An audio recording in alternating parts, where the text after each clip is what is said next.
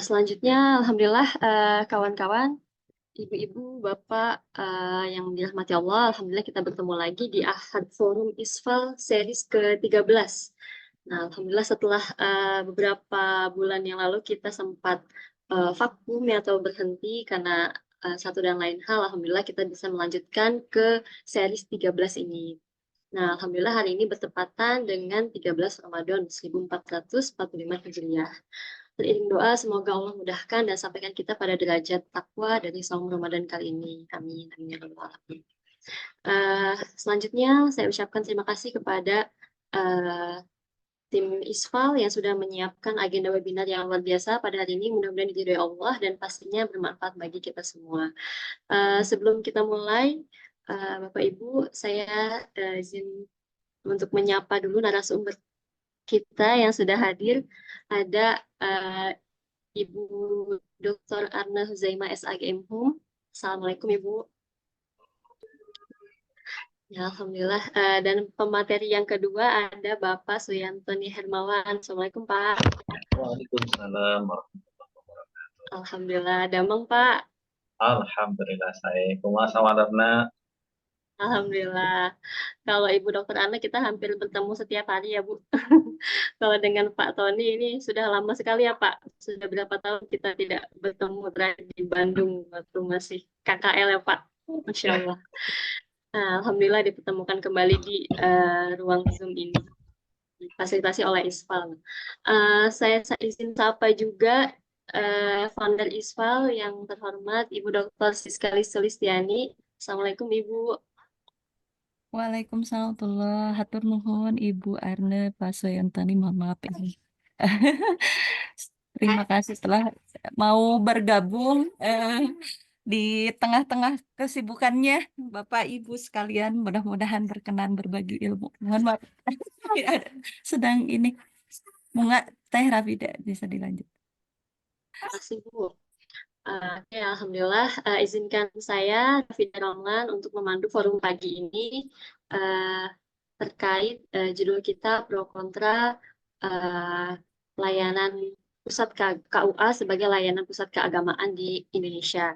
Nah, Bapak Ibu sekalian, seperti yang kita ketahui bahwa ada inisiatif Kementerian Agama yang ingin menjadikan kantor KUA atau kantor urusan agama ini sebagai pusat pelayanan keagamaan bagi seluruh umat beragama, termasuk tempat perkawinan. Nah, wacana ini memang banyak menuai kontroversi. Jadi ada sebagian yang pro, ada yang kontra nih. Nah, kata jubir Kemenak, alasan mengapa wacana ini mengemuka karena KUA memang adalah salah satu satuan kerja yang paling dekat dengan masyarakat karena lapisannya berada di tingkat kecamatan. Nah, beberapa pemuka agama ini ada yang mendukung ya gagasan tersebut, ada juga yang menolak sehingga pemerintah ini katanya tidak perlu ikut campur urusan privat keluarga. Nah, sebagai singkatannya KUA ini memang idealnya untuk seluruh agama. Nah, tapi agar tak muncul resistensi, dia menekankan pemerintah agar tidak mengintervensi terlalu dalam tentang keagamaan yang berkenaan dengan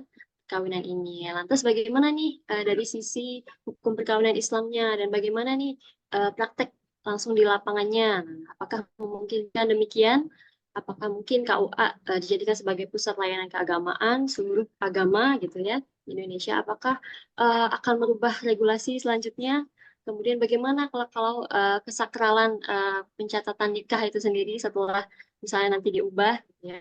Kemudian kira-kira apa sih dampak positif dan negatif yang mungkin akan hadir jika benar hal itu terjadi? Nah, semua itu akan kita bahas tuntas di Ahad Forum kita kali ini, insya Allah oleh dua narasumber kita yang sangat berkompeten di bidangnya, yaitu Ibu Arne dan Pak Tony. Nah, sebelumnya izinkan saya share dulu CV dari narasumber kita yang pertama. Oh,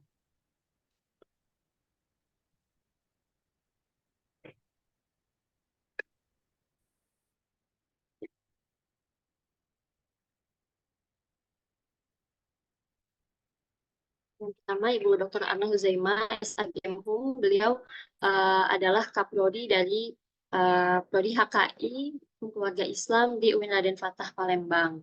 Beliau lahir di Palembang 29 Juni 1972.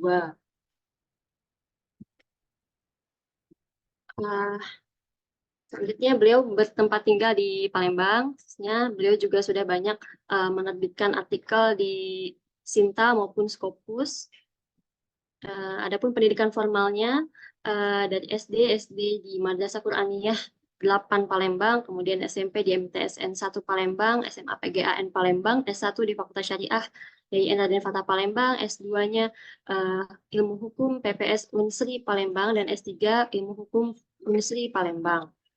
Nah, adapun pendidikan non formalnya beliau banyak sekali, ini mulai dari tahun 2010 sampai tahun 2022, mulai dari kursus hukum humanitar internasional, kemudian pendidikan dan pelatihan hukum acara MK, Internal Audit Quality Management System ISO, kemudian sampai terakhir pelatihan kurikulum berbasis KKNI akreditasi SNDikti, BKM dan OB, SKI. Nah, adapun pengalaman kerjanya, beliau sebagai Ketua GPMF Fakultas Syariah YIN Raden Fatah Palembang tahun 2010 sampai 2012, kemudian Ketua Pusat Pengembangan Standar Mutu Lembaga Penjaminan Mutu atau LPM UIN Raden Fatah Palembang. Kemudian beliau juga tadi seperti yang saya sebutkan Ketua Prodi HKI FSA UIN Raden Fatah Palembang, juga sebagai Auditor Internal UIN Raden Fatah Palembang, sebagai Lead Auditor UIN Raden Fatah Palembang, dan Asesor Ban PT. Nah, jadi Bu Ana ini sangat sibuk sekali ya, karena pengalaman kerjanya yang sangat-sangat luar biasa, insya Allah. Selanjutnya, selain di Indonesia ya, dan di dalam negeri, beliau juga aktif di luar negeri, pengalamannya mulai dari Malaysia, kemudian sampai Brunei ya. Beliau ini sempat juga aktif juga di Melbourne, Sydney, dan lain sebagainya dari 2011 sampai 2022. Adapun pengalaman organisasi, beliau aktif di HISI, ADHKI, APHKI, Asesor Ban PT, dan ADHI, juga Himpunan Dokter Hukum HMI. Nah, mungkin itu Ibu Dr. Anna Huzaimah SH Gempung untuk pemateri pertama kita, yang insya Allah akan segera membagi ilmunya kepada kita semua pada pagi hari ini. Silakan Bapak Ibu disimak, insya Allah sangat-sangat bermanfaat bagi kita semua. Baik, selanjutnya tanpa mengurangi hormat saya kepada Ibu Arna Huzaimah, tempat dan waktu disilakan. Baik, terima kasih Ibu Moderator. Bismillahirrahmanirrahim. Assalamualaikum warahmatullahi wabarakatuh. Alhamdulillahirrahmanirrahim. Wassalatu wassalamu ala asrafil anbiya wal mursalin wa ala alihi wa sahbihi ajma'in, amma ba'. Yang saya hormati Ibu Pimpinan ISPAL ya, Islamic Family Law Institute, yang sudah menunjuk saya ya sebagai pemateri hari ini. Kemudian Ibu Moderator yang yang memandu acara kita pada hari ini, Bu Rafida. Kemudian juga Bapak Suyanto Hermawan sebagai salah satu narasumber, dan seluruh peserta yang webinar hari ini. Pertama-tama marilah kita panjatkan puji dan syukur kehadirat Allah Subhanahu wa Ta'ala, karena atas berkat rahmat dan karunia-Nya jua kita bisa hadir dalam acara webinar hari ini dalam rangka mengupas tentang isu yang sangat lagi hit hari ini atau saat ini, terkait dengan keberadaan kantor urusan agama sebagai pusat layanan semua agama. Salam dan salam tidak lupa kita sampaikan pada junjungan kita Nabi besar Muhammad Shallallahu Alaihi Wasallam. Bapak Ibu sekalian, tema hari ini yaitu tentang isu ya yang akan kita bahas terkait dengan pro dan kontranya mengenai KUA sebagai layanan pusat keagamaan di Indonesia. Saya sebenarnya disclaimer dulu ya, bahwa sebenarnya saya sendiri ini bukan orang yang ahli pada bidang ini sebenarnya ya. Karena memang saya fokus kepada kajian hukum keluarga, tapi memang banyak ke kajian di pengadilan agama begitu. Kita tahu bahwasanya kantor urusan agama ini kan jarang tersentuh ya dalam kajian-kajian riset. Kalau kita susur itu sedikit sekali kajian-kajian riset tentang kantor urusan agama. Namun hari ini, tahun ini menjadi isu yang sangat menarik begitu, sehingga semua orang mulai dari akademisi, ulama, kemudian para apa namanya itu birokrat itu yang menyoroti begitu terkait dengan adanya apa namanya itu wacana ini tentang adanya merubah paradigma peran kantor urusan agama gitu ya. Kita tahu bahwasanya kantor urusan agama ini kan adanya itu adalah di tingkat kecamatan gitu ya. Kalau kata orang di Palembang ini di tingkat dusun begitu ya, di kampung-kampung begitu. Lain kalau misalnya di kantor Kementerian Agama gitu. Jadi memang mereka ini adalah perpanjangan tangan dari Kementerian Agama yang akan mengurusi urusan-urusan agama begitu ya. Kalau kita lihat daripada apa itu kantor urusan agama, suara saya bisa didengar Ibu? Sudah full ini? Katanya suaranya masih kecil. Bisa Sudah didengar? Ibu jelas. Oh iya. Jelas Ibu. Oke. Jadi kalau kita lihat apa yang disebut dengan kantor urusan agama itu kan itu tertuang di dalam keputusan Menteri Agama ya yang terakhir itu tahun 2001. Kantor urusan agama itu merupakan unit pelaksana teknis pada Kementerian Agama yang berada di bawah dan bertanggung jawab pada Direktur Jenderal Bimas Islam. Begitu. Kemudian apa yang menjadi tugas-tugasnya itu di kantor urusan agama itu tugas yang pertama itu adalah menyelenggarakan statistik dan dokumentasi ya.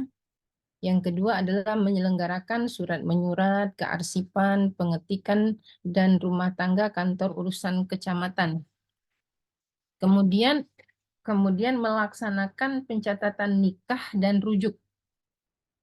Kemudian mengurus dan membina masjid, zakat wakaf, baitul mal, dan ibadah sosial, kependudukan, dan pengembangan keluarga sakinah sesuai dengan kebijaksanaan yang ditetapkan oleh Dirjen Bimas Islam berdasarkan peraturan perundang-undangan yang berlaku. Nah, jadi kalau kita kembali kepada ketentuan tersebut, bahwasanya memang secara regulasi kantor urusan agama itu banyak atau cenderung mengurusi urusan-urusan orang yang beragama Islam karena dia di bawah naungan Bimas Islam begitu. Nah, kemudian ternyata sejak adanya KMA 758 dilakukan program revitalisasi kantor urusan agama pada tahun 2021 dengan beberapa tahapan-tahapan ya adanya pilot project kantor urusan agama yang dulu mungkin kalau kita lihat di kabupaten Bapak Ibu sekalian itu biasanya kan terkesan kecil, kemudian bentuk bangunannya sangat sederhana sekali seperti itu. Nah, ini kan makanya ada program revitalisasi kantor urusan agama.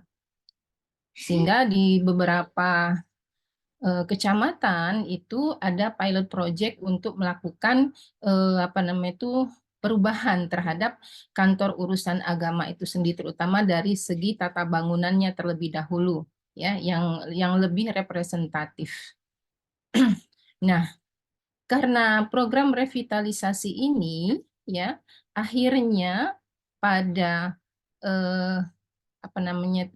pada tahapan revitalisasi kantor urusan agama ini maka ada penguatan kelembagaannya yaitu ingin diwacanakan untuk menjadikan kantor pengadilan agama ini untuk memberikan layanan bagi semua agama, begitu ya, layanan agama bagi semua agama. Nah, tentu ini menimbulkan respon ya. Ada yang setuju dan ada yang tidak setuju. Di sini terkait dengan adanya wacana ini, wacana menjadikan kantor urusan agama sebagai pusat layanan ya, pusat layanan untuk semua agama ini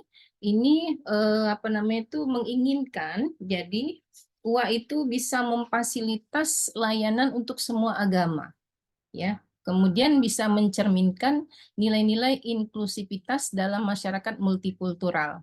Kita tahu bahwasanya negara kita ini adalah masyarakatnya multikultural. Namun memang secara fakta memang ada pemisahan untuk urusan masyarakat Muslim itu di kantor urusan agama.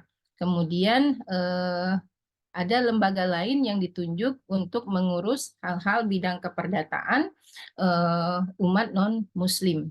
Ada pemisahan. Nah, ini ingin mengembalikan atau ingin melakukan revitalisasi tentang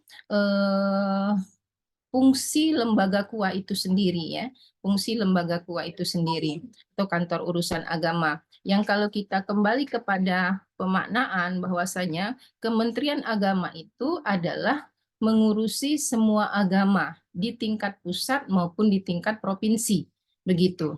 Namun di tingkat kelurahan, kantor urusan agama itu hanya mengurusi masalah-masalah yang berkaitan dengan umat Islam saja, begitu. Nah, inilah padahal kantor urusan agama itu disebut kantor urusan agama, tapi hanya mengurusi satu agama saja. Nah, inilah sehingga dalam hal ini menginginkan bahwasanya atau mewacanakan perlu dilakukan revitalisasi peran daripada lembaga kantor urusan agama ini, sehingga dia bisa memberikan atau memfasilitasi layanan untuk semua agama, mencerminkan nilai inklusivitasnya dalam masyarakat multikultural ini.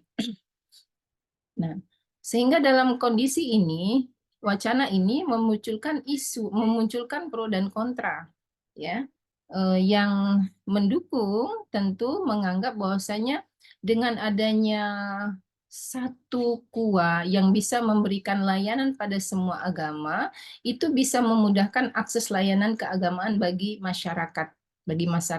Semua agama, terutama dalam hal ini terkait dengan pencatatan nikah itu sendiri, salah satunya ya. Jadi masyarakat non-Muslim tidak mesti harus pergi ke ibu kota, kabupaten, kota dan itu untuk untuk mencatatkan pencatatan nikahnya gitu ya ke Disduk Capil, karena posisi kantor catatan sipil itu tidak ada di tingkat kecamatan, dia hanya ada di tingkat kota kabupaten. Nah, ini jadi sehingga semua orang bisa dilayani untuk terkait dengan pencatatan nikahnya sendiri atau administrasi kependudukannya.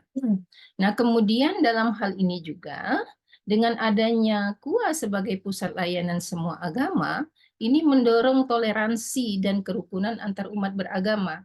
Sehingga di sini memang peran KUA itu adalah untuk mengurusi semua agama, begitu ya, semua kegiatan keagamaan yang dibutuhkan seluruh agama yang diakui di Indonesia ini. Jadi disitulah di dalam satu kantor itu bisa akan terwujud toleransi dan kerukunan antar umat beragama, di mana bisa saling menghargai, bisa memberikan hak yang sama, bisa memberikan perlindungan yang sama pada semua agama dalam satu layanan di kantor urusan agama. kita mungkin bisa melihat Bapak Ibu sekalian beberapa yang pendapat-pendapat yang mendukung terkait dengan adanya keinginan mewujudkan wacana kantor urusan agama sebagai pusat layanan semua agama. Namun di dalam kondisi ini ada juga yang menolak. Ada dari DPR, begitu, dari akademisi, dari dari ulama yang menolak karena dianggap itu potensi diskriminasi terhadap agama-agama minoritas, ya. Nah, ini terjadi kontra, yaitu menolak, bahwasanya takut nanti ada perbedaan di dalam proses penyatuan itu sendiri, sehingga terkesan adanya diskriminasi antar agama-agama yang minoritas, begitu. Kemudian adanya pengabaian prinsip pemisahan agama dan negara. Nah, disinilah adanya tentu hal ini menjadi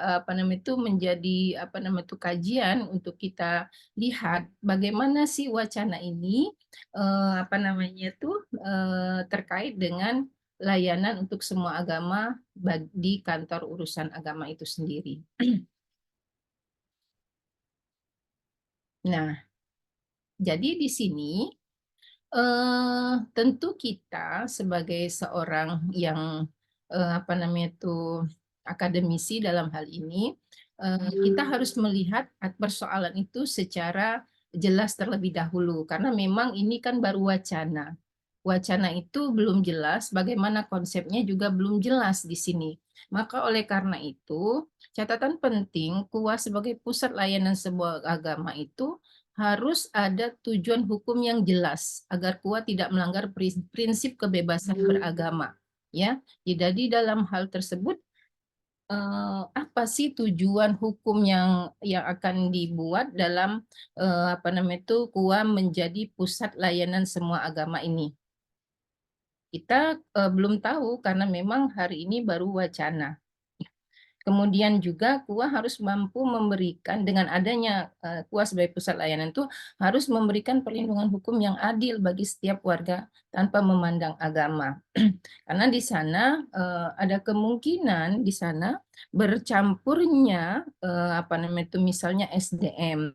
Nah, SDM ini harus mempunyai jiwa atau semangat toleransi agama yang sangat tinggi, begitu.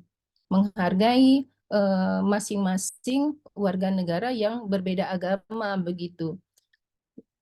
Jadi memang harus memberikan perlindungan hukum, sehingga dengan adanya penyatuan ini tidak menjadi adanya semacam diskriminasi, ya. Tidak ada ada satu pihak yang merasa tidak dilindungi dan ada pihak lain yang merasa lebih, begitu. Nah, ini makanya perlu adanya bentuk perlindungan hukum yang adil bagi semua warga negara tanpa memandang agama, begitu.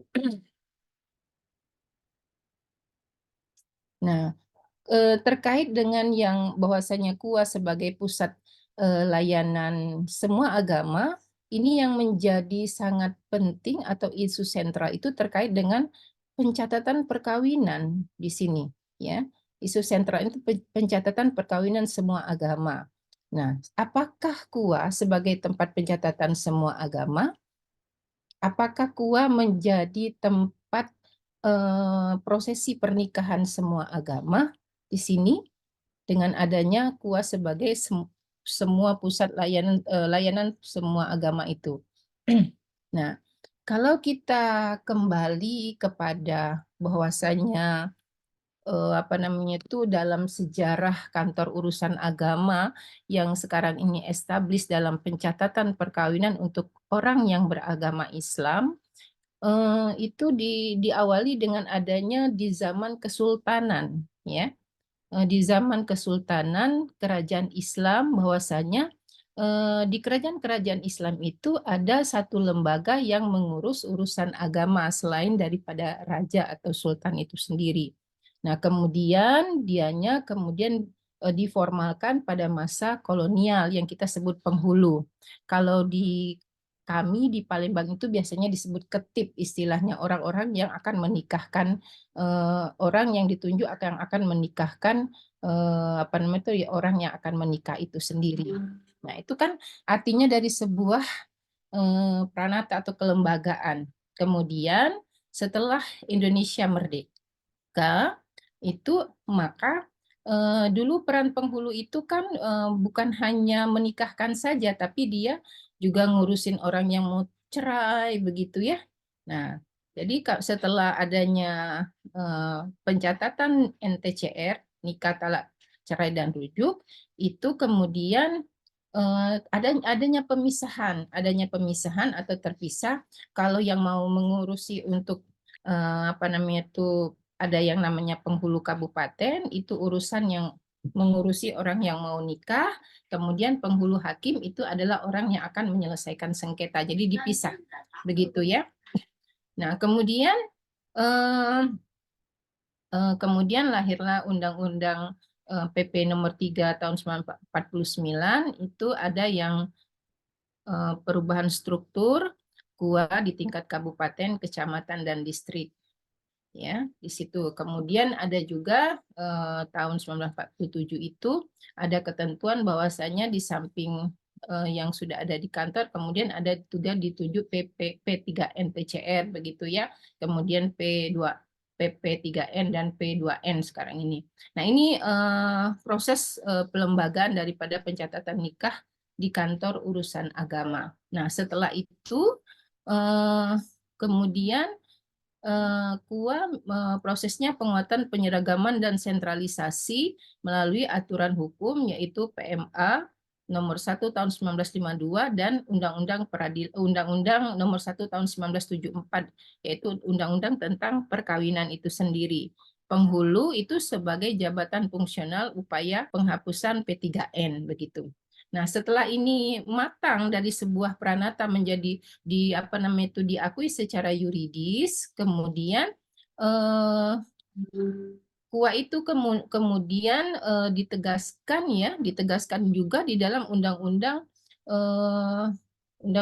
perundang-undangan, yaitu ditegaskan bahwa penjelasan pasal 34 ayat 1 dalam Undang-Undang Adminduk nomor 23 tahun 2006 menegaskan bahwa perkawinan bagi penduduk yang beragama Islam itu dicatat oleh kantor urusan agama kecamatan.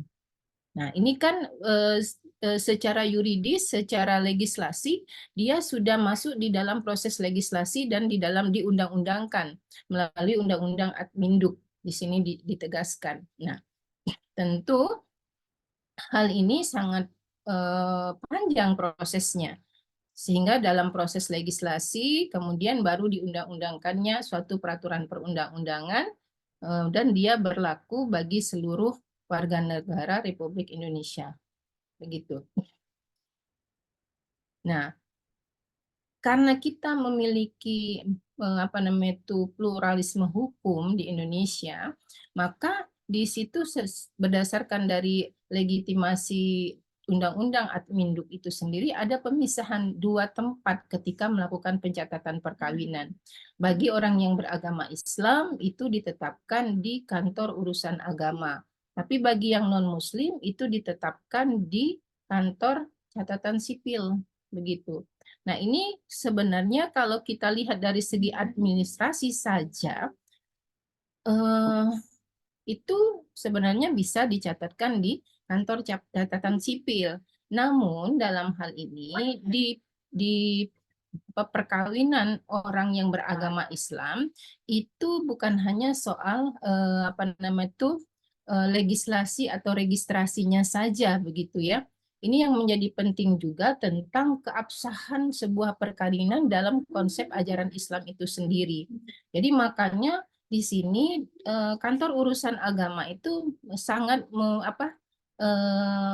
berperan penting ketika untuk menjadikan pencatatan perkawinan itu di kantor urusan agama. Jadi bukan hanya kelengkapan administrasi saja, N1, N2 dan sebagainya, tapi dia harus memastikan rukun dan syarat perkawinan itu terpenuhi atau tidak, begitu. Sehingga ini kalau dalam Islam, kalau rukun dan syarat perkawinan itu tidak terpenuhi, maka itu menyebabkan pernikahan menjadi tidak sah. Memastikan siapa walinya, begitu ya. Kemudian para pihak yang akan menikah itu apakah punya hubungan nasab atau tidak, mempunyai hubungan sesusuan atau tidak. Nah, ini yang menjadi tugas daripada penghulu di kantor urusan agama. Jadi tentu amat berbeda begitu jadi di pencatatan di kantor urusan agama itu bukan hanya sekedar pencatatan administrasi belaka, tapi ada nilai-nilai religius agama yang memang menjadi tugas daripada penghulu di kantor urusan agama untuk memastikan keabsahan sebuah perkawinan itu berdasarkan konsep daripada agama Islam itu sendiri. Nah, tentu hal ini ketika ingin disatukan di dalam satu layanan, apakah nanti terkait dengan pencatatan perkawinan, tentu ini ada pluralisme karena kita ada 5 agama, ada agama yang berbeda-beda di sini. Nah, Islam dalam agama Islam tentu tetap harus menjaga nilai-nilai religius itu. Nah, oleh karena itu ketika terjadi keinginan puas sebagai layanan bagi semua agama, mungkin dari segi layanannya bisa dilakukan, tapi hal-hal yang bersifat religiusitasnya itu masih tetap menjadi perbedaan begitu ya. Jadi di sini mungkin secara administrasi mungkin bisa, namun secara keagamaannya mungkin itu tidak bisa disatukan. Tentu bisa saja transformasi ini atau perubahan ini ada yang bisa dijadikan sama begitu dalam bentuk layanannya, tapi nilai-nilai keagamaan masing-masing agama tentu itu tidak bisa disatukan. Oleh karena itu, dalam hal ini dibutuhkan hal-hal yang sangat penting atau ada beberapa aspek yang menjadi pertimbangan dalam hal ini. Seperti yang saya jelaskan tadi, harus ada regulasi yang jelas di sini, karena ini baru wacana. Jadi regulasinya harus jelas terlebih dahulu, bagaimana bentuk layanan bidang keagamaan dan layanan pencatatan perkawinan di kantor urusan agama untuk semua agama. Perlu dilakukan pemisahan terkait dengan ketentuan-ketentuan layanan administrasi mungkin bisa sama, tapi terkait dengan layanan yang bersentuhan dengan aspek religiulitasnya itu tentu bisa berbeda begitu. Nah, mungkin di sini bisa dibuat semacam ya masing-masing mempunyai kekhasannya tersendiri begitu dari setiap agama. Dan mungkin saja bisa saja terkait dengan hal ini soal keagamaan itu bisa dikembalikan kepada masing-masing agama yang mengaturnya begitu. Jadi kantor urusan agama itu hanya terkait dengan pencatatan perkawinannya saja. Soal agamanya itu, syarat-syarat ketentuan agamanya itu mungkin gereja atau Kristen itu punya ketentuan tersendiri begitu. Yang selama ini kita pahami biasanya orang Kristen itu mereka ada proses pembaptisan di gereja terlebih dahulu, pemberkatan di gereja terlebih dahulu setelah mereka melakukan pendaftaran. Baru nanti mereka lakukan pencatatan atau di kantor catatan sipilnya. Begitu. Nah, kalau kita memang di sini ada kebebasan, ada ruang kebebasan soal kembali kepada nilai ajaran agama itu dikembalikan kepada para pihak itu sendiri. Maksudnya itu kembali kepada agama daripada orang yang akan menikah itu. Jadi mereka tidak mesti harus di kantor urusan agama melakukan prosesi pernikahan itu. Jadi ada kebebasan yang mungkin selama ini sudah diterapkan di kantor urusan agama untuk orang yang beragama Islam. Mereka boleh melakukan prosesi akad nikah di kantor urusan agama dan boleh memilih juga tidak di kantor urusan agama. Tapi hanya pencatatan saja terkait dengan administrasinya. Begitu. Nah, Jadi regulasinya itu sangat penting agar supaya lebih jelas begitu. Apakah nanti kantor urusan agama ini dilakukan apa namanya itu transformasi besar-besaran, termasuk juga dalam regulasinya. Karena yang selama ini adalah kita hanya merujuk kepada apa namanya itu keputusan Menteri Agama yang hanya terbatas dalam mengurusi atau mengatur untuk urusan-urusan orang yang beragama Islam, karena dia sendiri kantor urusan agama itu di bawah Bimas Islam. Sehingga sekarang mungkin akan ada perombakan birokrasi di sana, ya.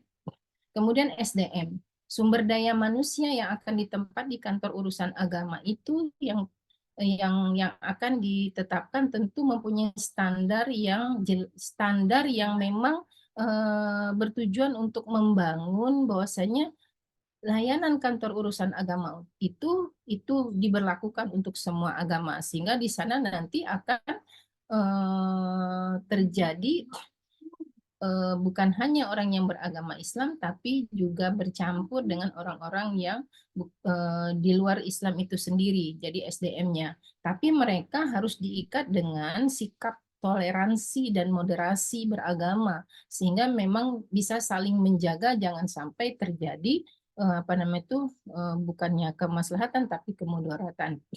Kemudian reformasi birokrasi. Reformasi birokrasi ini tentu sangat bersentuhan dengan kantor urusan agama sendiri dan kantor capil, ya, catatan sipil itu sendiri begitu. Nah, ini tentu akan berpengaruh bagi kantor catatan sipil, apakah adanya pengurangan tugas dan wewenangnya terkait dengan pencatatan perkawinan atau bagaimana. Tentu ini harus menjadi pertimbangan. Kemudian tadi yang terakhir saya bilang kekhasan pencatatan perkawinan Muslim. Karena itu tadi bahwasanya dalam agama Islam bukan hanya sekedar urusan administrasi belaka, karena itu ada urusan sakralitas dalam proses itu sendiri. Agar supaya memang benar-benar perkawinan yang dilakukan dan yang dicatat itu memenuhi rukun dan syarat perkawinan dalam agama Islam. Nah, mungkin ini beberapa aspek yang mungkin bisa menjadi diskusi awal kita terkait dengan wacana kantor urusan agama itu menjadi apa namanya itu pusat layanan semua agama yang ada di Indonesia. Nah, ini juga dalam perkembangannya saat ini terkait dengan apa namanya itu proses transformasi atau perubahan paradigma di dalam memberikan layanan oleh pemerintah kepada apa namanya itu kepada warga negara. Nah, tentu dalam hal ini ada respon positif dan negatif, tapi memang seperti yang saya jelaskan tadi, perlu ada hal-hal yang menjadi pertimbangan yang mendasar di dalam proses ini. Perubahan masyarakat, ya, perubahan paradigma, transformasi, perkembangan teknologi tentu mempengaruhi perkembangan dalam tatanan pengaturan masyarakat itu sendiri dan juga pengaturan di tata pemerintahan. Tapi kita berharap bahwa apa yang akan dilakukan ini tentu bisa mendatangkan kemaslahatan dan menjauhkan diri dari kemudaratan. Karena kita bisa melihat ada beberapa lembaga-lembaga yang setelah dirubah pengaturannya begitu, ada yang menjadi lebih baik, ya, lebih bisa berkompetisi, lebih bisa produktif begitu, sehingga bisa memenuhi semua kebutuhan daripada warga negara Republik Indonesia itu. Mungkin itu yang bisa saya sampaikan, mohon maaf lebih kurang, dan saya akhiri. Wassalamualaikum warahmatullahi wabarakatuh. Waalaikumsalam warahmatullahi wabarakatuh. Alhamdulillah, terima kasih banyak Ibu atas ilmunya. Masya Allah, ternyata memang perlu pertimbangan dari berbagai aspek ya Bu untuk merubah regulasi dari wacana tersebut. Nah, insya Allah selanjutnya Bapak Ibu kita lanjutkan pada pemateri yang kedua, yaitu Bapak Suyantoni Hermawan SAGMH. Sebelumnya saya perkenalkan dulu bahwa eh, Bapak Suyantoni Hermawan ini juga ternyata orang Palembang, Bu. Sama-sama orang Palembang dengan Bu Arna. Bapak ini lahir di Batu Raja 1 September 1982. Kerjanya PNS di KUA sebagai penghulu. Adapun riwayat pendidikannya S1 Perbandingan Mazhab dan Hukum di UIN Sunan Gunung Jati Bandung dan S2 Hukum Keluarga Ahwal Syasya di UIN Sunan Gunung Jati Bandung juga. Nah, kebetulan Bapak ini eh, ketika S2 saya sedang KKL di KUA yang Bapak dinas di sana, di KUA Cicendo ya Pak ya, dulu ya.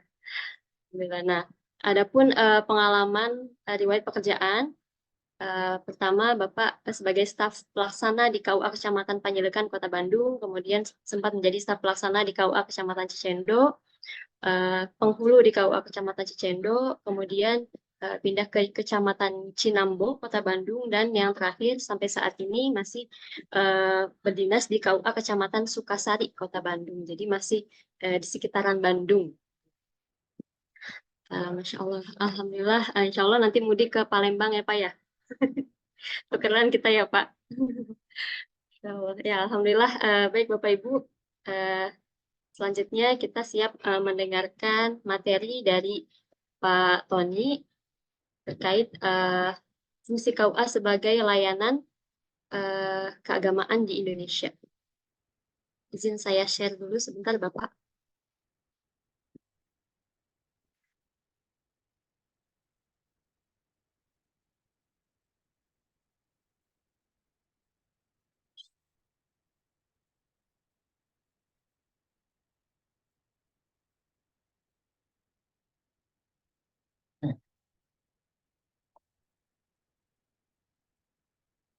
Baik, selanjutnya silakan kepada Pak Tony, tempat dan waktu disilahkan.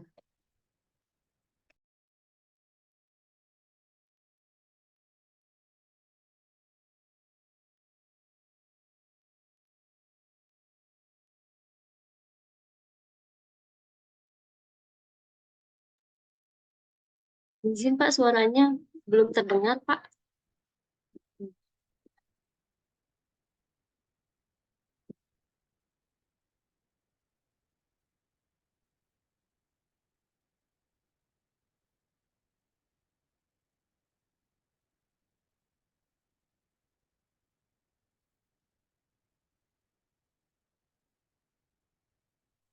Masih belum terdengar Pak.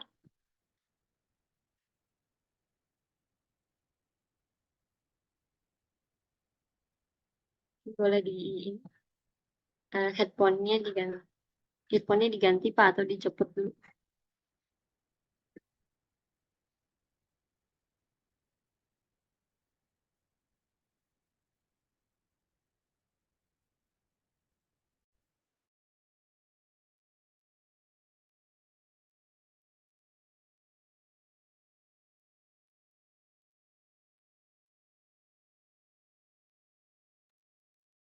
Mohon maaf, mohon ditunggu Bapak Ibu, ini ada terkendala terkait suaranya.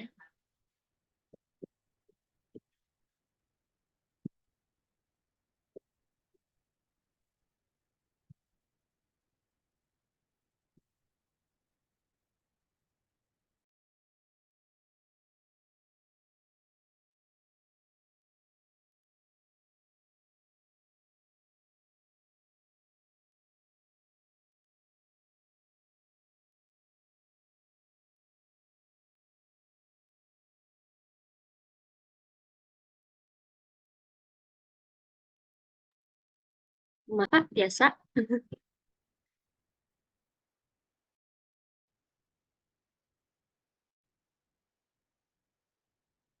ya mungkin ya join dari dua ya Pak, dari handphone.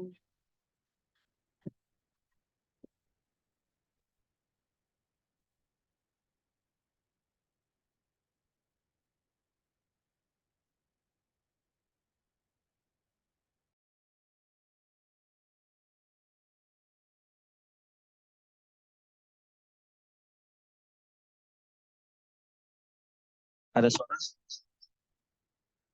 Kedengeran Ya, suaranya? sudah ada Pak. Alhamdulillah. Dari HP aja yang ininya mah. Gak apa ya, 2 ya. Ya Pak, bias. Hatur nuhun ke pengatur waktu, pengatur acara. Bismillahirrahmanirrahim. Assalamualaikum warahmatullahi wabarakatuh. Alhamdulillahirabbil alamin wa bihi nasta'inu ala umuri dunya waddin. Asyhadu an la ilaha illallah wahdahu la syarika lah al-malikul haqqul mubin wa asyhadu anna sayyidina wa nabiyyana Muhammadan abduhu wa rasuluh khatamun nabiyyin wa imamul mursalin. Allahumma salli ala sayyidina Muhammadin wa ala alihi wa sahbihi ajma'in, amma ba'du. Puji syukur kita panjatkan kehadirat Allah Subhanahu wa taala. Pada pagi hari ini kita diberikan kesempatan untuk bersilaturahmi walaupun raga saya ada di Bandung tapi darah saya darah Sumatera ini. Alhamdulillah pada kesempatan ini bisa diberikan kesempatan bertatap muka dan bersilaturahmi dengan seluruh yang hadir di majelis ini. Mudah-mudahan di bulan yang penuh berkah ini menambah kebaikan untuk kita semua dan mudah-mudahan kita semakin didekatkan kepada Allah Subhanahu wa taala. Salawat serta salam semoga senantiasa terlimpah curahkan kepada panutan kita Habibuna wa Nabiyuna Muhammad sallallahu alaihi wasallam. Baik, sebagai pelaksana di kantor urusan agama yang memang keseharian saya berkecimpung dengan hal-hal yang berkaitan dengan pencatatan nikah, memang mau tidak mau yang namanya pernikahan itu adalah menjadi santapan kita sehari-hari. Cuman jujur karena saya bekerja di KUA dan hanya melaksanakan pencatatan nikah secara agama Islam saja. Ketika muncul sebuah gagasan yang dimunculkan, yang disampaikan oleh Menteri Agama pada saat itu terkait KUA yang akan diproyeksikan, akan dijadikan sebagai tempat pelayanan semua agama. Mungkin secara pribadi saya sih setuju-setuju saja, gitu kan.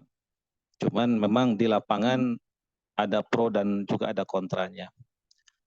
Mungkin di para pejabat di atas sana juga mungkin terjadi hal yang sama. Kalau kita merujuk kepada tugas dan fungsi KUA itu sebenarnya berdasarkan Permenak itu ada 10 poin ya. Dan itu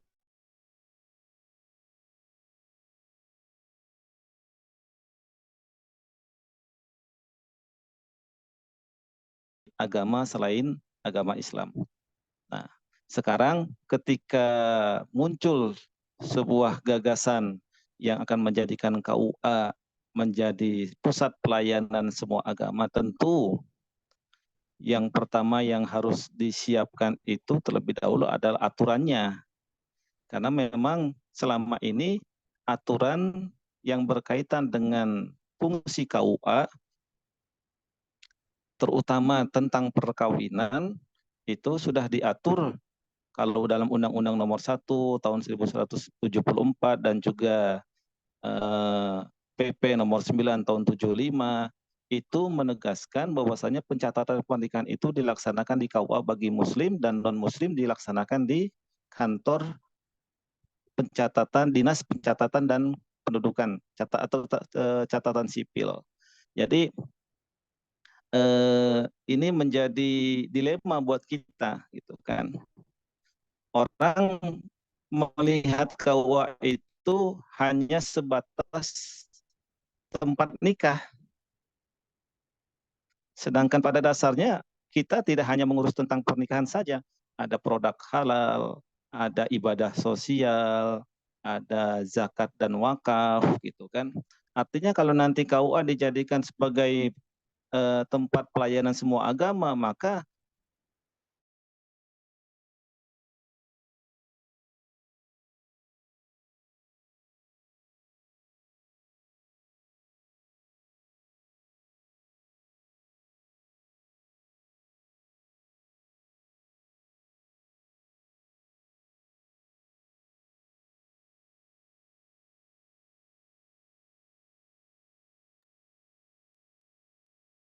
Pak, punten suaranya hilang, Pak.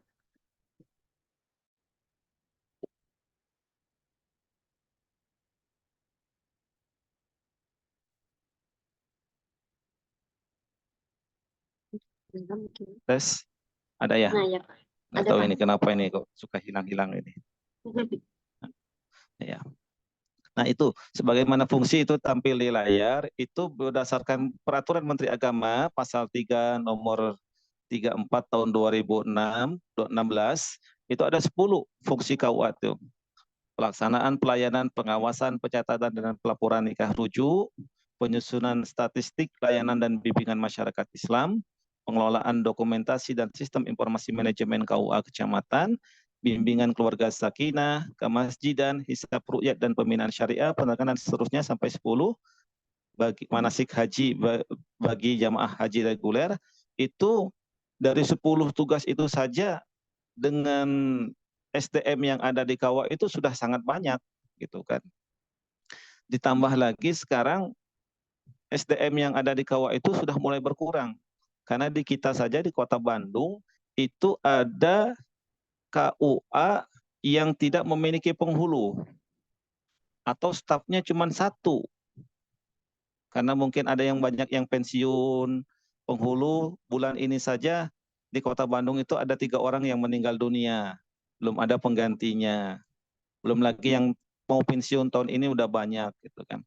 Artinya ketika Menteri Agama memunculkan ide atau gagasan beliau untuk menjadikan KUA sebagai pusat pelayanan agama, seluruh agama di Indonesia, tentu ini butuh persiapan yang sangat sangat luar biasa ya.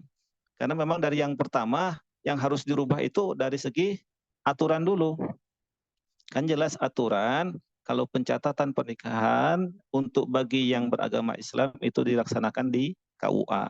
Tapi untuk yang di luar non-muslim itu dilakukan di Dinas Pencatatan Sipil. Ya. Memang di lapangan ada beberapa tokoh agama ketika kita sempat ngobrol, sempat tanya-tanya, memang di satu sisi mereka setuju. Tapi rata-rata yang mereka yang setuju dilaksanakan pencatatan nikah di non muslim itu di KUA itu karena memang kalau muslim itu kan di KUA yang notabene ada di tiap kecamatan dan itu lebih dekat kepada masyarakat. Berbeda kalau Dinas Pendudukan Catatan Sipil itu kan adanya di tingkat kota atau kabupaten. Nah, yang jadi masalah di lapangan kata mereka, ketika ada orang kampung atau orang dusun yang menikah yang dilaksanakan di tempat ibadah mereka, gereja ataupun vihara ataupun di mana, itu mereka harus tetap melaporkan ke Dinas Pencatatan Sipil di daerah atau di kota mereka. Dan itu kadang jarak antara tempat tinggal mereka dengan Dukcapilnya itu lumayan cukup jauh. Nah, itu yang menjadi kendala. Nah, tapi di kendala juga di kita ketika KUA difungsikan sebagai tempat pelayanan semua agama, tentu tidak hanya sekedar hanya pencatatan nikahnya saja. Berarti seluruh urusan yang berkaitan dengan agama, baik itu yang Kristen ataupun yang lainnya, itu nanti dipusatkan di semua di KUA. Sedangkan KUA kita tahu sendiri, mungkin bapak-bapak atau ibu-ibu pernah pergi ke KUA, bagaimana kondisi KUA? Kantornya kecil, kanal kita juga dibangun di atas tanah wakaf, kadang masih dibangun di atas tanah Pemkot atau Pemda, gitu kan? Kita belum punya bangunan sendiri, belum punya tanah sendiri, gitu. Sedangkan kita ingin dijadikan sebagai pusat pelayanan agama. Nah, itu yang harus dibenahi menurut saya. Kami tentu sebagai bawahan pada dasarnya mah ketika sudah ada instruksi dari atasan mah mau tidak mau sami'na wa ta'na terus melaksanakan. Dan tolong lihat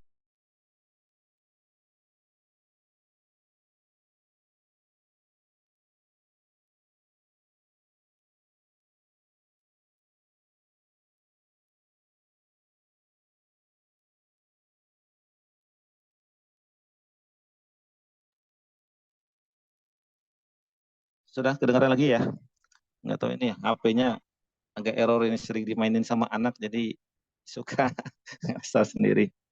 Jadi pertama yang harus dibenahi ketika ingin menjadikan KUA memang sebagai pusat pelayanan agama di Indonesia itu dari segi aturan.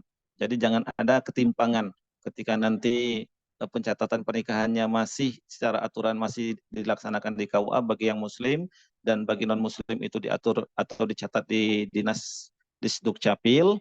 Nah, itu harus diperbaiki dulu aturan itu.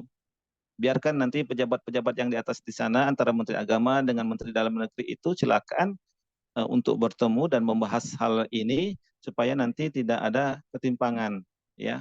Karena bagi kita melaksanakan segala aktivitas kita itu berdasarkan aturan, ya. Jadi ketika aturan itu sudah dibuat sedemikian rupa untuk mendasari apa yang akan kita lakukan nantinya, ya kita siap gitu. Itu yang pertama, ya, aturan yang harus diinikan. Yang kedua juga tentu SDM harus disiapkan. Ketika nanti kita dijadikan sebagai pusat pelayanan keagamaan, tentu pemerintah juga dalam hal ini Kementerian Agama harus membuka lowongan baru untuk mereka yang non-muslim yang nanti akan ditempatkan atau ditugaskan di kantor urusan agama. Tidak mungkin kita penghulu yang selama ini menikahkan secara syariat Islam, nanti kita juga harus pergi ke gereja untuk kebaktian, untuk pembayatan, dan lain sebagainya. Kan itu tidak mungkin. Artinya pemerintah juga mungkin akan mengangkat seorang penghulu yang notabene nanti akan ditugaskan untuk menikahkan bagi mereka yang non-muslim. Ya.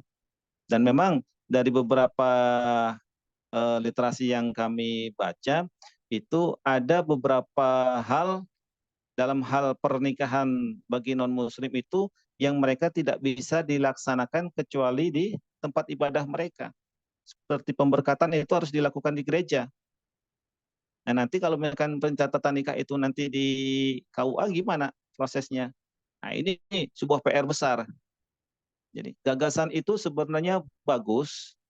Gagasan itu sebenarnya sebuah terobosan baru yang mungkin belum pernah terpikirkan sebelumnya, tapi harus betul-betul dipersiapkan dengan matang. Jangan hanya sekedar usul saja, biar kelihatan ada kerjanya, Menteri Agama tidak. Ya.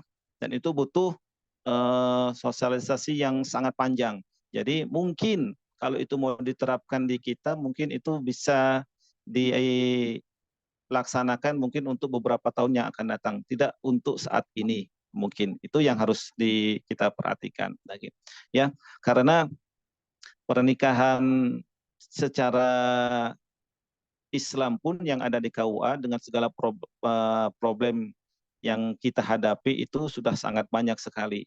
Jadi di satu sisi saya secara pribadi ya pada dasarnya kita sih setuju dan mendukung gitu kan. Cuman ada beberapa konsekuensi yang harus kita jalani ketika kita melaksanakan gagasan itu.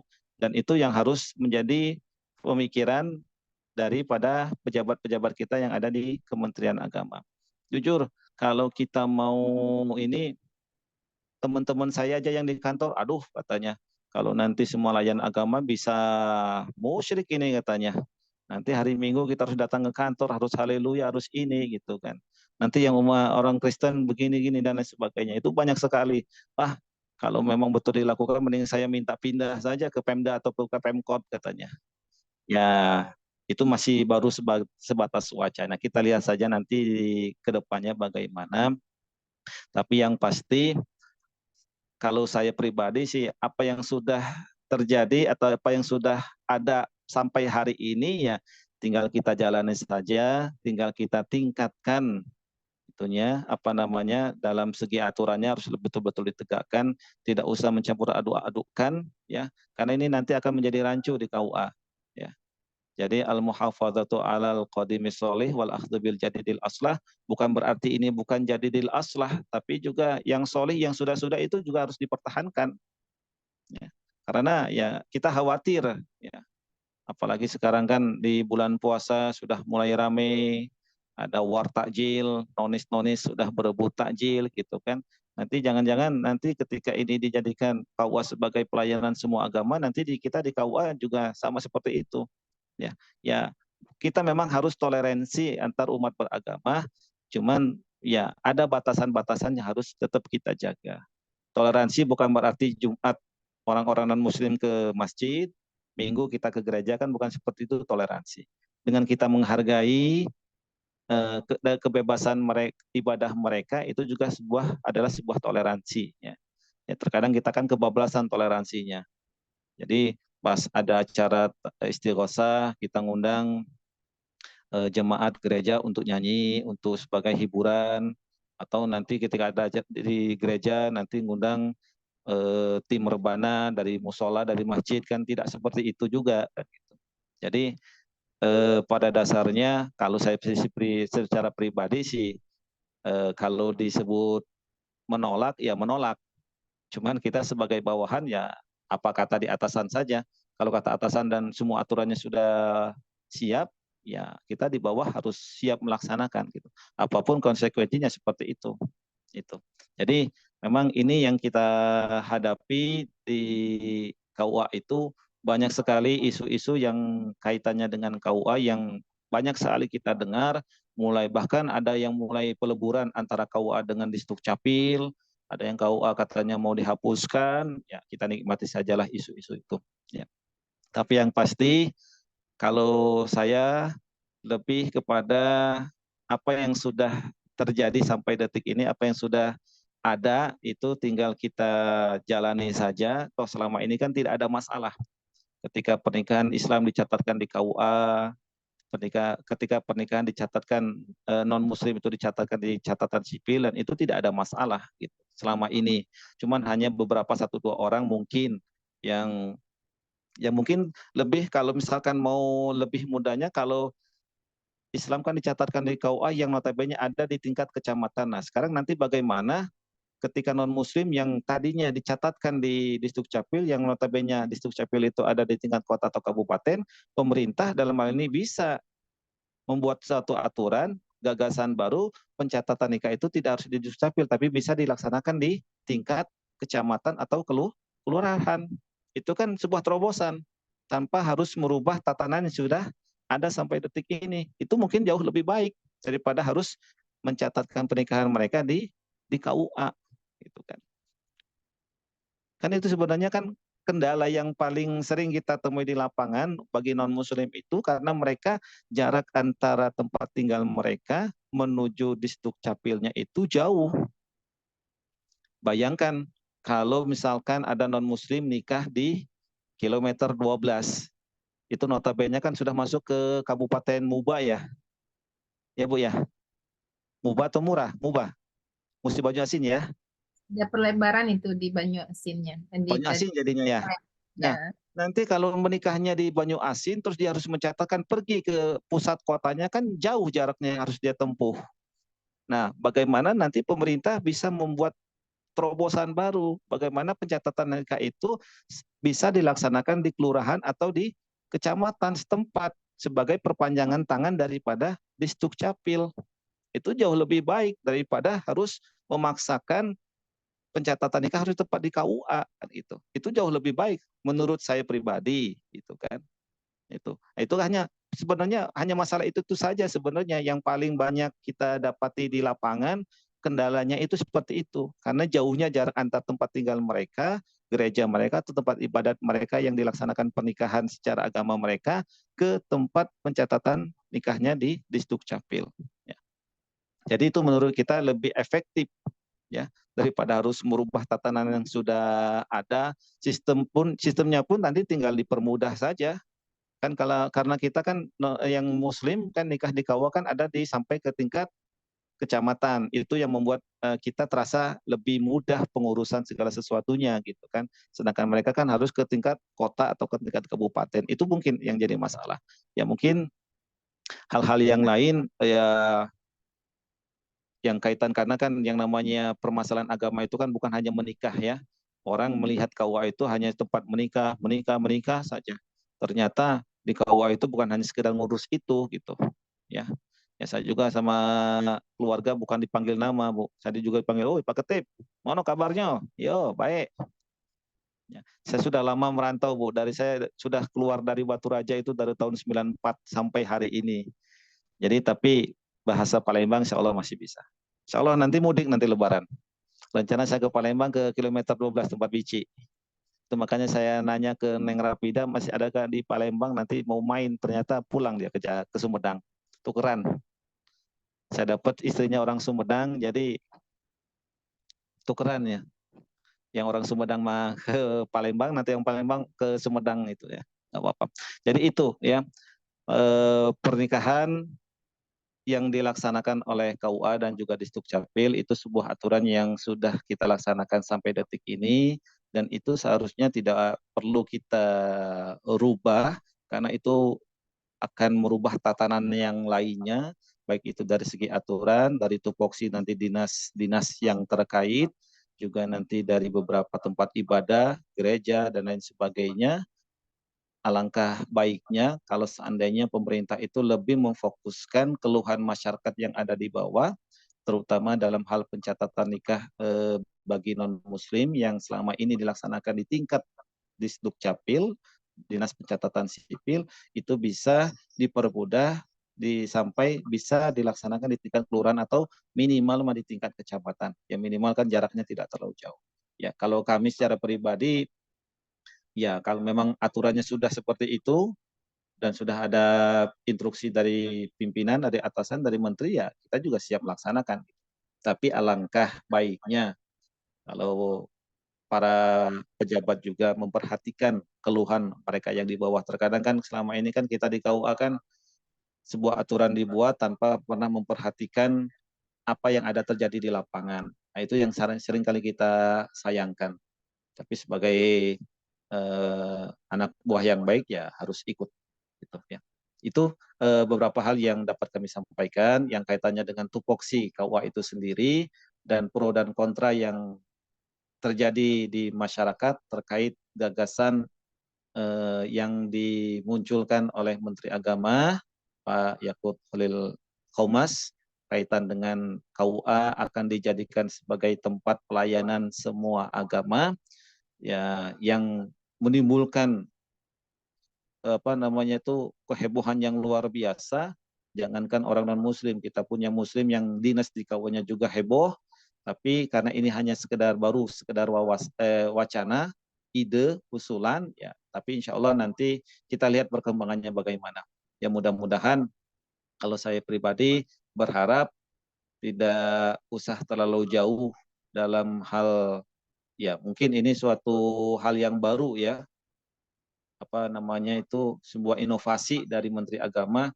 Cuman menurut saya bukan berarti inovasi itu semuanya baik, tidak. Tapi bagaimana kita bisa menjaga apa yang sudah ada sampai hari ini, tinggal kita memfokuskan. Kadang kan kita itu membuat inovasi yang disamaratakan semuanya.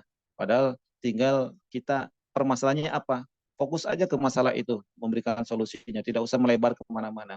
Kalau memang permasalahannya hanya karena masyarakat mengalami kesulitan dalam hal pencatatan, ya tinggal nanti dicari solusi yang terbaik. Nanti bisa berbicara dengan Menteri Dalam Negeri, dalam hal ini sebagai pimpinan dari pemerintahan daerah.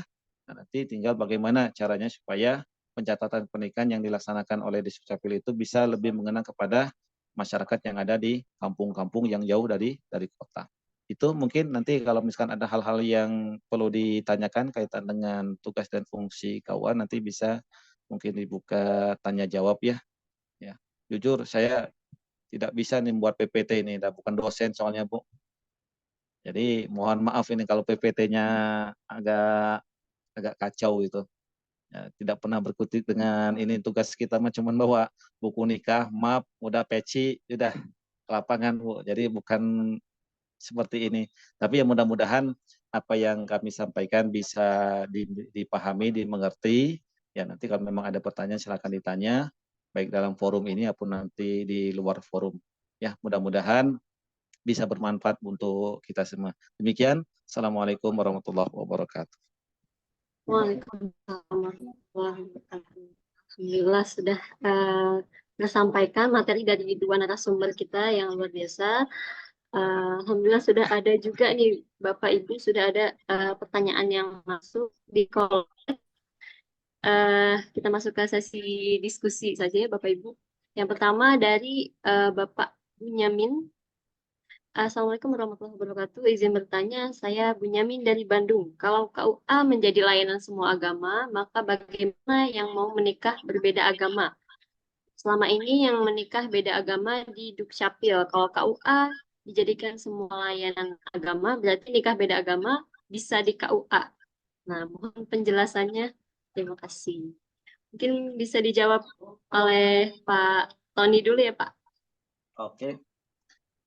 Kaitan dengan nikah beda agama, itu aturan sudah jelas. Dalam Undang-Undang Nomor 1 Tahun 74 itu dijelaskan pernikahan sah apabila menurut agama dan kepercayaan yang dianutnya. Semua agama yang ada di Indonesia sudah memberlakukan hal itu. Jadi terlepas dari KUA sebagai nanti pelayanan semua agama, tetap aturan itu menjadi dasar dan tidak bisa dirubah. Karena di agama juga Muslim, bagi Muslim juga, dan non-Muslim, ya bagi mereka, bahkan yang Katolik juga tidak boleh menikah dengan Protestan. Protestan juga tidak boleh menikah dengan Katolik. Maka harus ada salah satu memilih. Kalau ada Protestan, Katolik yang mau menikah, tinggal pilih. Yang satu mau ke Katolik atau yang satunya mau ke Protestan. Jadi pada dasarnya aturan yang sudah diterapkan di kita itu tidak mengakomodir pernikahan yang beda agama. Ya, walaupun nanti pelaksanaan pencatatan nikahnya pun terjadi di KUA, tetap dasar itu tetap kita akan gunakan. Jadi tidak ada pernikahan yang berbeda agama antara suami dan istri ya. Artinya suaminya Kristen, istrinya Muslim, tidak. Harus salah satu. Ya kalau mau menikah, berarti si lelakinya yang harus masuk Islam. Di Kristen pun sama seperti itu. Ketika suaminya Katolik, calon istrinya Protestan, harus salah satu pindah. Nah, itu sudah menjadi aturan baku. Orang Hindu juga tidak boleh menikah selain Hindu, gitu kan. Buddha juga sama. Bahkan ada di agama Hindu atau Buddha itu berdasarkan strata sosial mereka. Ya kan, tidak boleh menikah yang di luar dari strata mereka gitu. Maka itu tetap ya, pernikahan beda agama itu tidak dibolehkan secara agama juga secara aturan. Demikian. Ya, baik Pak. Memang berarti keduanya. Warahmatullahi wabarakatuh. Ingin bertanya, boleh Bu? Waalaikumsalam. Iya, Iya, boleh Ibu. iya. Terima kasih atas kesempatan yang diberikan. Alhamdulillah pemateri pertama dan kedua menarik sekali yang sudah disampaikan. Ini memang juga Pak, saya betul-betul kurang setuju ini. Di mana Menteri Agama memberikan statement ya, bahwa katanya akan dijadikan sebagai sentra pelayanan keagamaan bagi semua agama. Waduh, ini kita berpikir lagi ya, kok bisa seperti ini? Kan ini namanya ada Islam, Kristen, Buddha, Hindu. Kita sudah bayangkan bagaimana itu kok bisa kok digunakan untuk tempat pernikahan semua agama, mencatatkan pernikahan seluruh semua agama bisa. Jadi memang ini ada pro dan kontra Pak, ya Bu. Karena ya tadi disampaikan oleh pemateri pertama bahwa pemberkatan harus dilakukan di gereja. Jadi kurang sakra itu kayaknya kalau misalnya penganut agama Kristen memang mereka harus diberkati di gereja. Tapi yang betul juga tadi pemateri yang oleh Bapak Suyatno. Jadi yang tadinya kita selalu berikhtiar subhanallah Allahumma salli wa sallim ala sayyidina Muhammad, terus sudah ada terngiang-ngiang haleluya Bapa kami di surga. Waduh, kok seperti itu ya. Jadi bagi saya mungkin Pak, mungkin KUA kerjanya sedikit, sementara ada orang yang membutuhkan layanan. Jadi ingin kayaknya memaksimalkan fungsi KUA sebagai layanan unit keagamaan. Jadi itu mungkin wacana dari pemerintah sehingga memberikan statement seperti itu. Jadi ya itulah Pak ya bagaimana. Jadi pertanyaan saya, bagaimana mungkin ya kalau misalnya tokoh agama, tokoh masyarakat, tokoh adat pasti ada yang pro dan kontra. Jadi kalau mungkin ada seperti ini ya minta maaf banyak Pak Yusuyatno ya. Mungkin di kawah itu kerjanya sedikit barangkali, sementara ada orang yang lain membutuhkan layanan. Jadi untuk memaksimalkan fungsi kawah ini sebagai layanan keagamaan seperti itu. Jadi ini juga terus terang berpotensi menimbulkan gejolak seperti ini, Pak. Membuka celah bagi penguatan misalnya pemungutan liar seperti itu. Jadi minta maaf banyak, Pak ya. Jadi ya bagaimana keuangan menyangkut administrasi pencatatan. Jadi yang mudah-mudahan ini hanya sebagai wacana kita umat Muslim. Yang tadi juga Pak Suyatno membahasakan ya kita nikmati saja karena semuanya ini dari pimpinan. Jadi ya nikmati saja hidup ini. Demikian, terima kasih. Lebih dan kurangnya mohon dimaafkan. Wassalamualaikum warahmatullahi wabarakatuh. Terima kasih atas pertanyaannya, Ibu. Maaf ya, tidak buka kamera ini, kita di Manado ini. Lagi ada. Ya boleh. Langsung ditanggapi Pak Tony dan Bu Arna. Mungkin Pak Tony dulu nanti dilengkapi oleh Ibu ya Bu. Oke. Baik, sebenarnya itu tugas fungsi KUA itu kan ada 10 berdasarkan PMA nomor 34 tahun 2016. Jadi masyarakat itu hanya melihat KUA itu tugasnya hanya mencatat pernikahan saja. Nikahin aja, itu aja. Sekedar tugasnya gitu kan, nggak ada tugas yang lain. Memang kalau dilihat dalam kehidupan nyata sehari-hari, kelihatan petugas di KUA itu agak nyantai tugasnya kan. Ada yang sambil ngobrol, ada yang ini gitu. Cuman tugas kita sebenarnya itu kan ada 10. Terkadang yang memang untuk pencatatan nikah itu menjadi tugas yang paling yang paling dominan. Cuman tugas-tugas di lain itu ada kayak bimbingan keluarga sakinah, itu harus kita laksanakan. Ada bimbingan pranikah, ada bimbingan pasca nikah. Belum lagi nanti ada kehidupan rumah tangga yang bermasalah, yang mereka minta pendapat, minta masukan, minta solusinya dari KUA. Belum lagi dalam bidang kemasjidan, dan kemasjidan itu kan banyak permasalahannya. Wakaf zakat, terus belum lagi haji, ada bimbingan dan penerangan agama Islam, penyuluhan. Itu sebenarnya banyak tugasnya. Hanya yang terlihat oleh masyarakat hanya sekedar menikah saja gitu ya. Jadi memang sebenarnya tugas di KUA itu sudah banyak, sudah numpuk, ditambah lagi SDM yang ada di KUA itu sudah semakin sedikit. Jadi semakin banyak tugas kita sebagai penghulu saja, mulai dari pendaftaran nikah, memeriksa berkas, terus nanti membuat penolakan atau penetapan pendaftaran nikahnya, nanti ada bimbingan pranikah, nanti setelah itu nanti ada pelaksanaan pernikahan di lapangan, nanti setelah itu ada bimbingan pasca pernikahan. Itu baru satu tugas pernikahan oleh penghulu. Belum lagi nanti ada yang konsultasi rumah tangga, ada yang konsultasi zakat, wakaf, dan lain sebagainya. Itu sudah numpuk.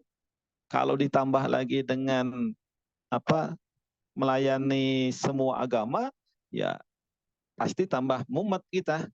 Di satu sisi tunjangannya cuma segitu-gitunya kan gitu kan. Tugas bertambah tapi tunjangan juga nggak nambah. Nah itu. Jadi makanya kita aja yang tugas seperti ini sudah banyak, yang ada pungutan lah, ya, ada gratifikasi lah, gitu. Ya bukan itu, kalau kita berkaitan dengan masyarakat terkadang ya memang yang kaitan dengan gratifikasi itu, kalau pimpinan kita juga yang terpenting mah kita jangan minta, kalau dikasih terima, ya walaupun secara aturan itu salah ya Bu ya, gratifikasi masuknya, cuman kan kita masih menganut adat timur ya. Jadi pada dasarnya tugas di KUA itu sangat banyak dan kompleks ya. Dengan SDM yang ada di KUA itu mungkin saya yakin tidak mencukupi untuk mengakomodir semua tugas-tugas itu. Kadang satu orang bisa memegang beberapa peran di KUA itu. Jadi hanya meluruskan saja bahwasanya tugas dan fungsi KUA itu ternyata kenyataannya sangat banyak. Kalau memang ditambah nanti ditambah semua agama, ya kita pasti akan kerepotan. Tinggal nanti kalau itu memang betul-betul diperlakukan, ya pasti tugas PR besar buat para pejabat kita bagaimana nanti mereka bisa mengatur itu, ya. Itu Bu. Ya nanti kalau ada tambahan nanti dari Bu Arte. Terima Terima kasih. kasih Pak. Sama-sama. Ya, Terima kasih penuhun Pak Suyanto. Tony. Silakan selanjutnya kepada Ibu Anna untuk menjawab kekhawatiran dari Ibu Nurlailah Harun terkait wacana ini. Silakan, Ibu. Baik Ibu, ya saya pikir bukan kayaknya ada setiap orang tentu punya respon terhadap wacana ini, ya wacana ini yaitu KUA sebagai layanan semua agama. Ya, kalau terkait dengan tugas dan fungsi sebenarnya yang dijalankan oleh KUA selama ini sebenarnya sudah banyak, gitu ya. Terus kalau soal SDM itu yang enak itu di kota gitu ya, Pak ini Suyanto. Tapi kalau di kabupaten itu kantor urusan agama itu sedih sih kita melihatnya, sangat minim sekali begitu ya, sangat minim sekali. Jadi kalau wacana ini digulirkan, itu tadi yang saya bilang ya, bahwasanya ya ada kekhawatiran kita memang seperti apa namanya itu soal apa namanya itu toleransi begitu ya. Kemudian seperti yang kata Pak itu tadi ada kekhawatiran soal pencatatan perkawinan. Nah, memang seakan-akan kantor urusan agama itu hanya kantor untuk menikah saja, untuk kantor urusan nikah saja. Yang makanya kadang-kadang ada plesetan kantor urusan agama itu kantor urusan asmara gitu ya Pak ya. Karena itu yang muncul dan banyak intensitas dan kuantitas yang dilakukan tuh di sana gitu. Yang lain itu tidak terangkat mungkin atau tidak terpublish begitu ya. Nah, sehingga seolah-olah itu. Nah, yang menjadi kekhawatiran kita bahwasanya apakah hanya sekedar untuk pencatatan nikah saja penambahannya atau ada ini yang lain maksudnya ya aspek-aspek yang lain begitu. Misalnya izin pendirian gereja misalnya dan segala macamnya. Apakah di situ juga gitu kan yang menjadi permasalahan. Tapi isu yang mencuat itu yang sangat ini adalah soal pencatatan perkawinan. Pencatatan perkawinan ini menjadi sesuatu yang sangat ini sangat urgen gitu terkait ya karena ini soal sakralitas agama begitu. Nah, ini juga tadi saya bilang bahwasanya eh, mungkin perlu proses dalam hal ini bahwasanya apa namanya tuh saat ini kan isu ini atau wacana ini digulirkan untuk mencari respon begitu ya, melihat respon daripada masyarakat itu sendiri sebenarnya ya, melihat respon daripada masyarakat sehingga nanti baru terbentuk apa namanya tuh identitas apa kira-kira nanti gimana sih apa namanya tuh respon daripada masyarakat. Sampai saat ini kan belum ada, ini kan baru wacana begitu. Nah, ini masih dalam proses untuk melihat bagaimana tanggapan dari masyarakat itu sendiri atau warga negara atau dari kantor urusan agama itu sendiri. Walaupun ini sesungguhnya dari kantor urusan agama itu adalah sami'na wa atau nah ketika itu sudah terjadi peraturan yang baru barangkali ya Pak Suyanto ya. Nah, oleh karena itulah makanya memang perlu dikaji ulang lagi terkait dengan regulasinya itu yang bagaimana kira-kira sehingga setiap agama itu tidak bersentuhan terkait dengan sakralitas keagamaannya begitu. Gereja Kristen tidak terganggu dengan model apa namanya sakralitas pernikahan mereka. Islam juga seperti itu. Nah, ini perlu regulasi yang jelas. Kalau regulasinya tidak jelas atau belum jelas, ini bisa mengakibatkan menimbulkan problematika yang baru begitu.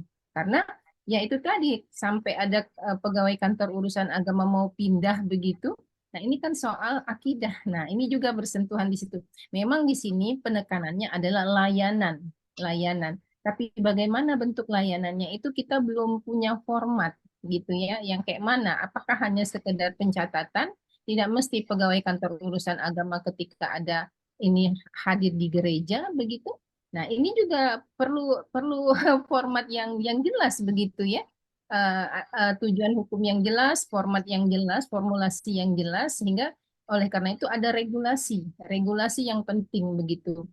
Selain adanya SDM yang memang mumpuni, artinya di dalam kantor urusan agama itu bukan hanya teman-teman yang beragama Islam, tapi juga teman-teman yang non-Muslim, mungkin wakil dari masing-masing satu agama begitu, yang memang membutuhkan orang yang beragama tersebut dalam proses ininya layanannya nanti. Karena tentu di sini apa namanya itu ada hal-hal yang membatasi begitu ya sikap tindak daripada teman-teman yang beragama Islam atau teman-teman di kantor urusan agama terkait dengan masalah perkawinan itu sendiri, catatan perkawinan itu atau proses sakralitas dari sebuah perkawinan itu sendiri.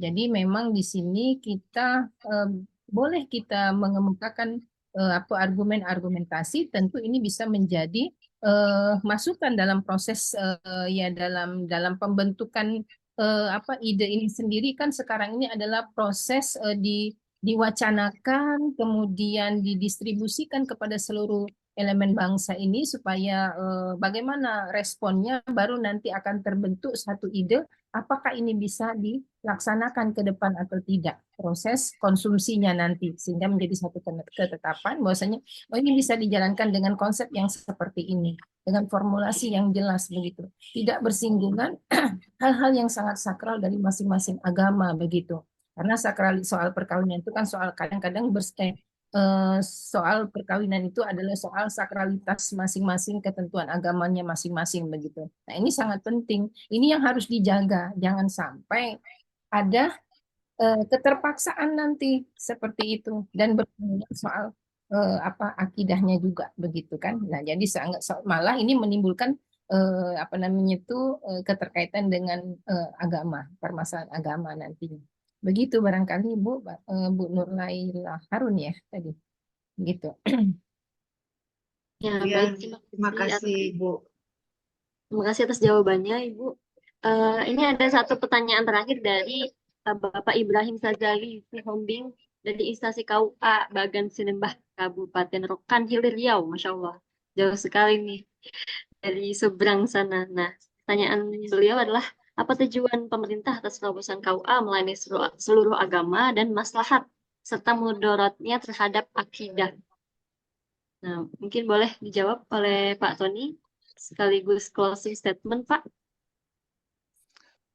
Baik, untuk pertanyaan yang pertama yang kaitan apa tujuan pemerintah atas terobosan KUA melayani seluruh agama. Memang wacana ini muncul ya awalnya dari nomenklatur Kementerian Agama. Jadi Pak Menteri ingin Kementerian Agama ini bisa mengakomodir semua kepentingan agama yang ada di Indonesia. Kenapa? Identik Kementerian Agama hanya untuk agama Islam saja. Kenapa tidak untuk semua agama? Kan kita namanya kan Kementerian Agama, bukan Kementerian Agama Islam.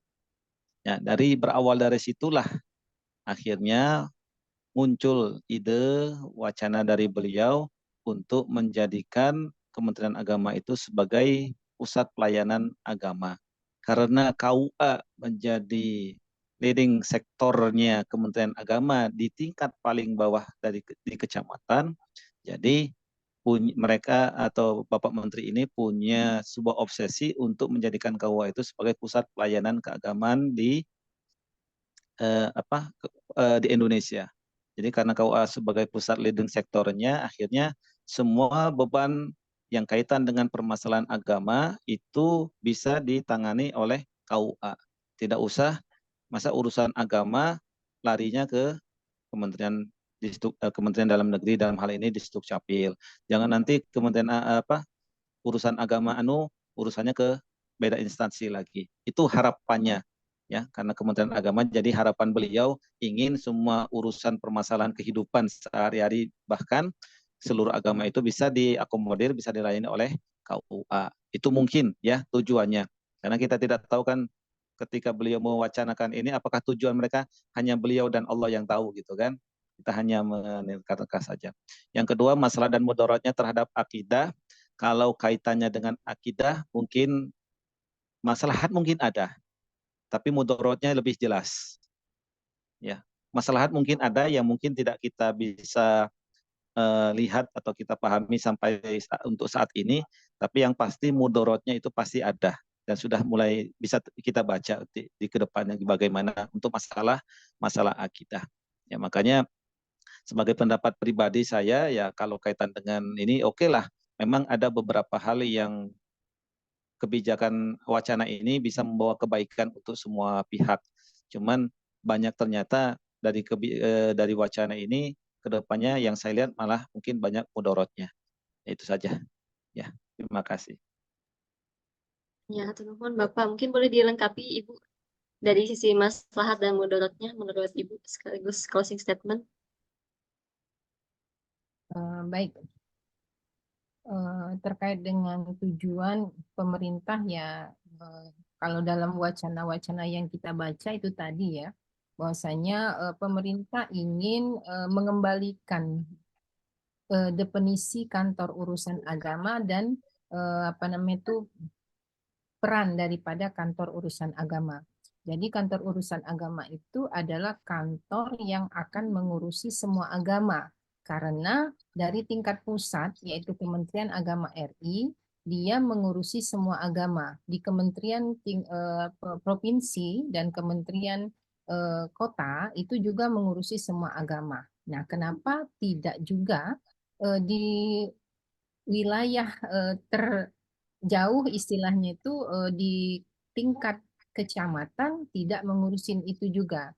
Jadi di sini artinya mengoptimalkan peran daripada kantor urusan agama itu, yaitu bukan hanya mengurusi agama Islam saja, tapi memberikan layanan bagi semua agama. Begitu. Kalau ini yang saya baca ya, kalau secara teks tertulisnya kalau belum ada, karena memang ini baru wacana yang akan jadi semua urusan agama itu bisa dilayani di satu kantor yang namanya urusan agama. Jadi di sini tidak ada semacam diskriminasi khusus. Jadi kantor urusan agama itu hanya untuk orang Islam saja, tidak katanya. Tapi itu untuk semua agama. Jadi semua yang terkait dengan layanan keagamaan begitu. Nah ya, tapi lagi-lagi kalau seandainya ini memang terjadi, ya, di satu sisi mungkin ada aspek aspek kemaslahatan, tapi yang menjadi titik tekan di sini tetap tidak akan bisa melakukan unifikasi dalam proses pernikahan dan pencatatan nikah. Kalau penegasan saya seperti itu. Ya, karena pada dasarnya itu berbeda. Karena seperti di Islam itu bukan hanya soal legalitas saja, ya. Pernikahan itu bukan soal legalitas pencatatan saja, tapi ada nilai-nilai ajaran agama, religiusitasnya itu yang penting. Nah, itu yang mungkin harus tidak bisa dilakukan begitu. Dan juga kembali lagi kepada para pegawainya di sana, sehingga diperlukan memang penataan yang sangat baik sehingga paling tidak mengurangi hal tersebut, ya. Terkait dengan adanya KUA sebagai layanan untuk semua agama. Jadi untuk unifikasi hukumnya sepertinya sangat sulit karena khusus terkait dengan pernikahan dan pencatatan nikah itu sendiri ya. Nah, kemudian kalau terkait dengan pernyataan saya bahwasanya kalaupun memang harus dilaksanakan layanan kantor urusan agama untuk semua agama, maka maka tetap harus ada pemisahan dan tidak mungkin dilakukan unifikasi hukum pernikahan dan pencatatan nikah bagi semua agama. Tetap ada ruang-ruang terpisah untuk apa namanya itu menjaga nilai religiusitas daripada masing-masing agama itu sendiri. Mungkin itu yang bisa saya sampaikan, Ibu Moderator. Oke, baik, Alhamdulillah. Terima kasih kepada kedua pemateri, baik Ibu Dr. Anna maupun Pak Suyantoni Hermawan. Alhamdulillah, dengan demikian sudah terjawab semua pertanyaan yang ada di kolom chat maupun secara langsung tadi. Dengan demikian, berakhirlah kegiatan kita hari ini, Ahad Forum ISFAL Series ke-13. Mari kita tutup acara ini dengan mengucapkan hamdalah bersama-sama. Alhamdulillahirrahmanirrahim. Sebelum kita tutup, izin ada penyampaian terima kasih dari founder ISFAL, Ibu Siska Sulisdiani. Mangga Ibu. Assalamualaikum Ibu Dr. Anar Huzaima dan Bapak Suyantoni Hermawan. Kami ucapkan jazakumullah khairan kasiron atas waktu kesempatan ilmu yang luar biasa. Mohon maaf tadi di awal saya masih agak direpotkan dengan anak-anak. Alhamdulillah gitu ya di hari ini mudah-mudahan Bapak dan Ibu sekalian mendapatkan keberkahan khususnya di forum ini dan tidak kapok tidak kapok untuk mendapatkan undangan kembali dan kami semua mendapatkan ilmu yang sangat bermanfaat dari Bapak Ibu semua. Mungkin demikian, mudah-mudahan kita semua dalam keadaan sehat. Saya kembalikan kepada Ibu Moderator. Assalamualaikum. Assalamualaikum Ibu. Minta maaf Ibu Huzaima. Salam hormat pada Profesor Qadariyah, Bu Qadariyah UIN Raden Patal Palembang. Ya Ibu. Iya, sama Ibu Eti Yusmita dan Ibu Kolidah. Masya Allah. Iya. Iya. Ya, baik. Terima kasih pada Ibu Bu Siska untuk ucapan terima kasihnya. Sebelumnya Ibu, ini ada sertifikat dari kami tim ISFAL Institute. Mohon diterima Ibu. Baik, terima kasih Bu Rafida, saya terima. Selanjutnya sertifikat yang kedua untuk pemateri kedua Bapak Suyantoni Hermawan SAGMH. Mohon diterima Pak, ini persembahan dari kami. Mohon maaf segala kekurangan dalam persiapan agenda acara hari ini. Mudah-mudahan ilmu yang Bapak Ibu share ke kami hari ini sangat bermanfaat. Bapak Ibu sekalian, dengan demikian acara kita telah berakhir, tapi sebelumnya izinkan saya untuk screenshot bukti agenda kita hari ini. Silakan Bapak Ibu yang bisa on cam, mangga, silakan. Alhamdulillah. Kita tadi terbanyak 78 orang ya Bu tadi. Ini sudah berkurang mungkin sudah beraktivitas yang lain. Alhamdulillah masih ada yang aktif 63 sampai akhir ini. Baik, izinkan saya screenshot dulu ya. Ada 3 slide di sini. Slide pertama dulu, siap Bapak Ibu. Silakan dipasang wajah terbaiknya, pose terbaiknya. Baik, 1, 2, 3. Oke, ini kemudian untuk slide kedua. Oh, ini ada beberapa mahasiswa juga ya. Mahasiswa UIN Raden Fata maupun mahasiswa Unisba nih sepertinya. Slide kedua. Kemudian slide ketiga. 1, 2, 3. Oke. Alhamdulillah. Ya, sebentar. Ya, Alhamdulillah Bapak Ibu, dengan demikian kita akhiri Ahad Forum ISFAL series ke-13 ini.